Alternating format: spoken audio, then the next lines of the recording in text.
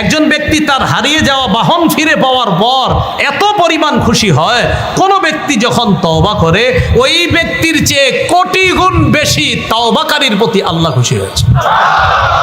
এই জন্য আমরা কয়েকবার পাঠ করি আস্তাগফিরুল্লাহ, আস্তাগফিরুল্লাহ, আস্তাগফিরুল্লাহ। আল্লাহ পাক রব্বুল আলামিন বলেন, ইস্তাগফিরু রব্বাকুম, তোমরা তোমাদের রবের কাছে ক্ষমা প্রার্থনা করো। ইন্নাহু কানা গফফারা, ইস্তেগফার পাঠ করার 1 নাম্বার উপকারিতা, তিনি তোমাদেরকে ক্ষমা করে দিবেন। 2 নাম্বার, ইউরসিলিস সামাআ আলাইকুম মিদরারা, আসমান থেকে মুষলধারে বৃষ্টির ন্যায় রহমত নাজিল করবেন। 3 নাম্বার, ওয়ায়ুমদিদকুম বিআমওয়াল, তোমাদেরকে সম্পদ দিয়ে সাহায্য করবেন।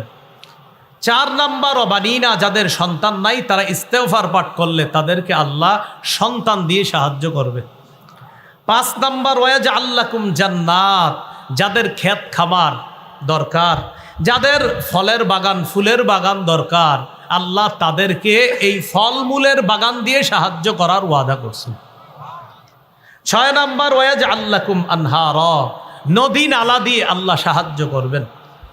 12 নাম্বার পারায় আসছে, কেউ যদি ইস্তেগফার পাঠ করে বর্তমানে শরীরের মধ্যে যেই শক্তি, ইয়াজিদকুম কুওয়াতান ইলা কুওয়াতিকুম, এই শক্তির সাথে আল্লাহ আরো শক্তি যোগান দান করবেন, তার শরীরে আল্লাহ আরো শক্তি বাড়ায় দিবেন।